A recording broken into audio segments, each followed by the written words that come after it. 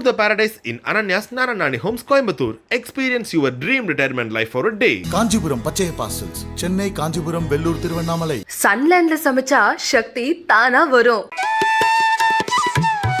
மேஷராசி நேயர்களுக்கு எதிர்வரும் 3 மாதம் எப்படி சார் இருக்கும்?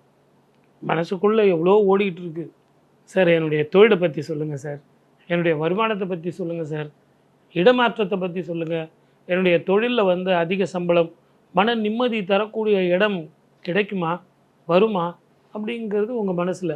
நீங்கள் கூட ராகு கேது, சனி பெயர்ச்சி, குரு பெயர்ச்சி, தமிழ் பெயர்ச்சியில் கூட, தமிழ் வருட பெயர்ச்சியில் கூட நீங்கள் சொன்னீங்க இடமாற்றம் உங்களுக்கு உண்டு சார். ஏன்னா குரு உங்களுக்கு 2ஆம் இடம் குடும்ப வாக்கு தனஸ்தானத்துக்கு போகிறாரு. அதை செய்கிற தொழிலில் உங்களுக்கு இடமாற்றம் வரும்னு சொன்னீங்க சார். கைக்கு எட்டுனது வாய்க்கு எட்டல சார். நிறைய பேர் நீங்கள் சொல்கிறது எனக்கு புரியுது. அக்டோபர் மாதம் 10ஆம் தேதிக்கு பிறகு நிச்சயமாக அது உங்களுக்கு ஒர்க் அவுட் ஆகும். அதே மாதிரி வெளிநாடோ, வெளி மாநிலமோ, வெளி ஊரோ அந்த சந்தர்ப்பத்தை கேட்டு இருக்கீங்க பாருங்கள், அது அத்தனை பேருக்குமே இந்த 3 மாதத்துக்குள்ளே ஒரு வழி பிறக்கும். நிச்சயமாக உங்களுக்கு தூரத்தில் ஒரு பச்சை விளக்கு எரிஞ்சிக்கிட்டு இருக்குது அப்படின்னா அது கையில் வெண்ணெயாக விழும். ஒரு அற்புதமான நெய் செய்யக்கூடிய ஒரு தருணமாக அது அமையும். அதனால் இந்த காலகட்டத்தில் செய்கிற தொழிலில் இடமாற்றம் வரும். அது முதல்ல மன நிம்மதி வந்தாலே வருமானங்கள் பிரச்சனை இல்லை சார். ஏன்னா 12ஆம் இடத்துல உங்களுக்கு ராகு இருக்கிறதுனால உங்களுக்கு குட்வில் ஜாஸ்தி. அந்த குட்வில் இருக்கிறதுனால கடன் வாங்கியாவது செலவு பண்ணலாம். சொந்த வீடு அமையுமா, அமையும். திருமண வாழ்க்கை அமையுமா, அமையும். குழந்தை பாக்கியம் கிட்டுமா, கிடைக்கும். இப்படி சுப பலனாக உங்களுக்கு நடக்கும். இதற்கான காரணங்கள் எல்லாமே உங்களுக்கு குடும்பமாக்க தனஸ்தானம், ஜென்மத்தை விட்டு குரு விலகினார். ஆகவே சனி உங்களுக்கு லாபஸ்தானத்தில் உட்காந்துருக்கார். இப்படி அசுப கிரகங்கள் சுப கிரகங்கள் எல்லாமே உங்களுக்கு சுபமாக இருக்கிறது அற்புதமான பலனை கொடுக்கும். ஆனால் ஒரு விஷயத்தில் நீங்கள் ஞாபகம் வச்சுக்கணும், கோபப்படக்கூடாது, பர்ஃபெக்ஷன் இருக்கக்கூடாது. நான் சொல்கிறது தான் சரி அப்படிங்கிற அந்த மனோபாவத்தை விட்டுட்டு உறவுகளோடையும் சரி நட்புகளோடையும் சரி விட்டு கொடுத்து நீங்கள் போனீங்க அப்படின்னா இந்த 3 மாதத்தில் நீங்கள் நினச்சதை சாதிக்கலாம், நினச்சதை அடையலாம். அட்லீஸ்ட் நீங்கள் என்ன பண்ணணுன்னா ஒரு பெங்களூரோ, மைசூரோ, ஹைதராபாத்தோ இந்த ஊருக்கு நீங்கள் ட்ரான்ஸ்ஃபர் கிடைச்சா கூட மாறிக்கிங்க. ஏன்னா அங்கே இருந்து உங்களுக்கு அடுத்த வருஷம் ஜூன் ஜூலையில் மறுபடியும் ஒரு இடமாற்றம் வரும். இந்த இடமாற்றம் நீங்கள் போகலன்னு வச்சிங்களேன், அந்த இடமாற்றத்துக்கான வாய்ப்பு கொஞ்சம் கம்மி. ஆகவே இந்த இடமாற்றத்தை நீங்கள் அக்செப்ட் பண்ணிங்க, தாராளமாக உங்களுக்கு இந்த 3 மாதமும் நினைச்சதை சாதிக்கக்கூடிய, நினைத்ததை அடையக்கூடிய ஒரு மாதமாக இருக்கும். வாழ்க வளமுடன். All the best. ரிஷபராசி நேயர்களுக்கு எப்படி சார் இருக்கும்? தெளிவான முடிவு, தெளிவான சிந்தனை இல்லைங்களே. இப்போ நம்ம இந்த நிகழ்ச்சி பார்க்கும்போது கூட ஏதோ சொல்லுங்கள் சார், நான் கேட்டுக்கிறேன், ஓகே, இடமாற்றம் வருமா, ரைட்டு. ஜென்மத்தில் குரு இருக்கார், மாற்றம் வரும்ன்றீங்க, ரைட்டு. வருமானம் பெருகோன்றீங்க, ரைட்டு. ஆனால் இதெல்லாம் தெளிவாக வந்துருமா சார்? அந்த சந்தேகம்தான் கொள்வது. இதுதான் என்னுடைய வாழ்க்கை, இதுதான் என்னுடைய பயணம், இப்படித்தான் நான் வாழ்வேன், எது எப்படி இருந்தாலும் கவலை இல்லை. 10ஆம் இடத்தில் பாவி ஒருவன் இருந்தால் ராஜயோகம் அப்படின்னு பொதுவான ஒரு பழமொழி. உங்கள் ஜாதகத்தில் எப்படி இருக்குன்னு நம்ம பார்க்கணும். இப்போ இந்த நிகழ்ச்சி நம்ம சொல்கிறது அத்தனையுமே பொதுவான பலன் சொல்லிகிட்டு இருக்கோம். அப்போ இந்த ஜாதகத்தில் என்ன மகாதிசை நடக்குது? உங்களுக்கு சனி யோகத்தை தரக்கூடியவரா அப்படின்னா ரிஷபத்துக்கு கண்டிப்பாக யோகத்தை தரக்கூடியவர். நீங்கள் பிறக்கும் பொழுது அவர் நீச்சமாகாமல் இருந்தாரா, உங்களுக்கு சாதகமான பலனை கொடுப்பாரா அவர் அப்படிங்கிறத நம்ம பார்க்கணும். அதனால் உங்கள் ஜாதகத்தை முதல்ல பார்த்துட்டு முடிவு பண்ணணும். அதே மாதிரி அம்மன் கோவிலுக்கு நீங்கள் போயிட்டு வந்தீங்க அப்படின்னாலே தெளிவான வாழ்க்கை உங்களுக்கு அமையும்.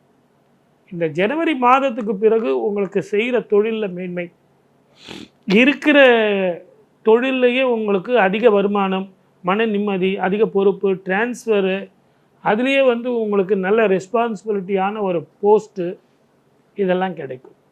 அன்புக்கும் பாசத்துக்கும் இயங்கக்கூடியவர். திருமண வாழ்க்கை அமையுமா அப்படின்னா நிச்சயமாக அமையும். சொந்த வீடு வாகனங்கள் வாங்கலாமா அப்படின்னா கடன் வாங்கித்தான் நீங்கள் வாங்கணும். அற்புதமான வாழ்க்கை அமையுமா சார்னா தாராளமாக அமையும். நீங்கள் செய்ய வேண்டியது சந்தேகத்தை விட்டுருங்க. தெளிவான முடிவோட, தெளிவான சிந்தனையோட, பாசிட்டிவ் எண்ணத்தோட நீங்கள் போனீங்கன்னா அற்புதமான வாழ்க்கை வாழலாம். ஆனால் உங்கள் ஜாதகத்துக்கு ஜென்மத்தில் குரு இருக்காரே. ஆகவே ஒரு முறை திருப்பதிக்கு சென்று வாருங்கள். திருப்பதிக்கு சென்று வந்தால் உங்கள் வாழ்க்கையில் திருப்பம் வந்தே தீரும். வாழ்க வளமுடன். All the best. மிதுன ராசி நேயர்களுக்கு எப்படி இருக்கும் சார்? ஏற்கனவே உங்களுக்கு இவ்வளோ அனுபவம் இல்லை. அஷ்டமி சனி, அர்த்தாஷ்டமி சனி, 7.5 சனி, இந்த காலகட்டத்திலலாம் நீங்கள் எவ்வளோ அனுபவிச்சிங்க. அதுலேயே பாதி கோவம் உங்களுக்கு போயிட்டுருக்குமே. இப்போ எவ்வளவுதான் சோதனையாக இருந்தாலும் உங்களோட நின்று நிதானமாக அதை சோதனையை சாதிக்கக்கூடிய ஒரு சாதனை செய்யக்கூடிய ஒரு ஆளாக இருப்பீங்களே. ஆனால் உங்களுக்கு ராசியிலேயே இப்போ செவ்வாய் இருக்கார்.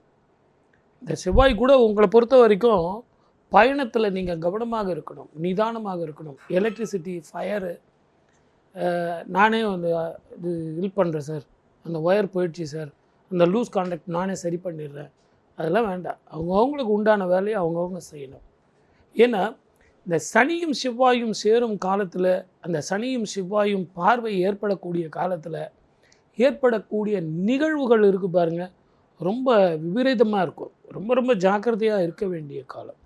அதனால் உங்களுக்கு நான் சொல்கிறது என்னென்னு கேட்டிங்கன்னா, இரவு பயணத்தை தவிர்த்துருங்க. நான் பீச்சில் போய் விளையாடுறேன் சார், கிணத்துல ஸ்விம் பண்ணுறேன் சார், ஸ்விம்மிங் பூலில் நான் அதை பண்ணுறேன் சார், நான் என்ன தான் இருந்தாலும் அந்த லைஃப் இது போட்டுக்கிட்டு தான் நான் ஸ்விம் பண்ணுவேன் சார், அதெல்லாம் வேண்டாம். இது ரிஸ்க் எடுக்கக்கூடிய காலம் இல்லை. அதே மாதிரி தொழிலில் நிறைய வருமானம் வரும். இது வரைக்கும் உங்களுக்கு மேலதிகாரிகள் தொல்லை இருந்தாலும் இப்போ உங்களுக்கு அந்த தொல்லையெல்லாம் போயிடும். உங்களை புரிஞ்சு கொள்ளக்கூடியவங்களாகவே இருப்பாங்க. உங்களுடைய ஹார்ட் ஒர்க்கை அவங்க தெரிஞ்சுக்கிட்டு அதிக பொறுப்பு உங்களுக்கு தருவாங்க. பொறுப்பு தருவாங்கன்னா என்ன, ப்ரமோஷன் வரும், அதிக சம்பளம், மன நிம்மதி, வீடு வாங்கலாம், திருமண வாழ்க்கை நல்லபடியாக நீங்கள் பேசலாம். கடன் வாங்கி வீடு வாங்க போகிறீங்க, கடன் இல்லாத வீடுங்க, வாகனங்கள் வாங்கலாம் அப்படின்னு சுப பலன்கள் உங்களுக்கு சொல்லிக்கிட்டே போகலாம். ஆனால் கடந்த 7 வருஷம் ஏற்பட்ட அனுபவங்களை நீங்கள் மனசில் வச்சு செஞ்சீங்க அப்படின்னு கேட்டிங்கன்னா, இந்த 3 மாதத்தில் அமைக்கக்கூடிய போடக்கூடிய விதைகள் தான் செடியாக முளைக்கும், மரமாக மாறும். நான் சொல்கிறதுக்கான காரணங்கள் நிறைய இருக்குது.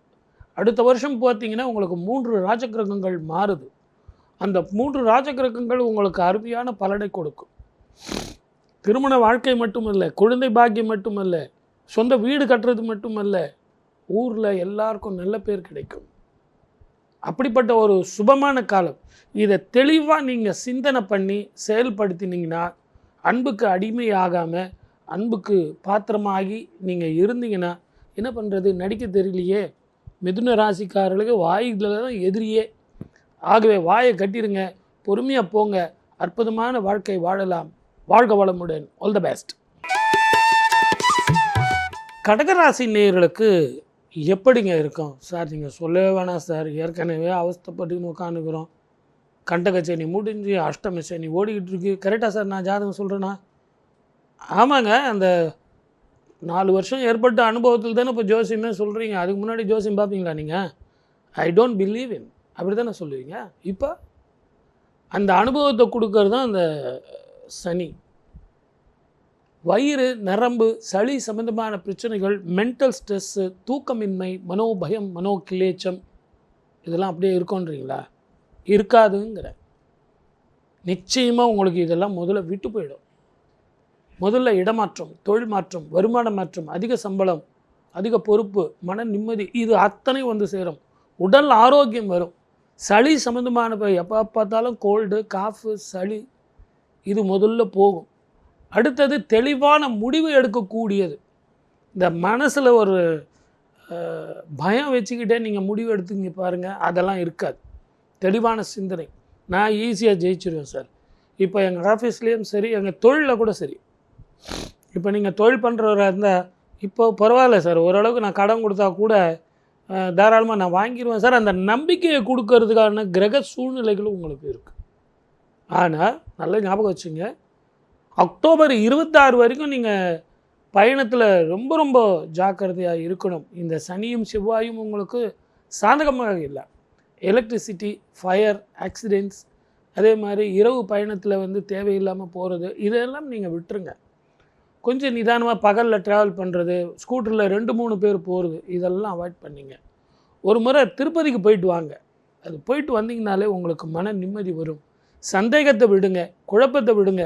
குடும்பம், வாக்கு, தனஸ்தானத்தில் விட்டு கொடுத்து போங்க. பர்ஃபெக்ஷன் இருக்காதீங்க. ஆஃபீஸில் இருக்க மாதிரியே இருக்கணும். நான் ஆஃபீஸில் வந்து எஸ்பி மாதிரி இருப்பேன் சார், ரொம்ப கரெக்டாக இருப்பேன் சார், அதே மாதிரி வீட்டில் இருக்க முடியாது. ஆஃபீஸ் தான், வீடு தான். அப்படி இருந்தீங்கன்னா அடுத்து வரும் 3 மாதம் அமோகமாக இருக்கும். வாழ்க வளமுடன். All the best. Tour the paradise in Ananya's Naranani Homes, Coimbatore. Experience your dream retirement life for a day. Kanchipuram Pachaiyappa silks, Chennai, Kanchipuram, Vellore, Tiruvannamalai. சன்லேண்ட்ல சமைச்சா சக்தி தானா வரும்.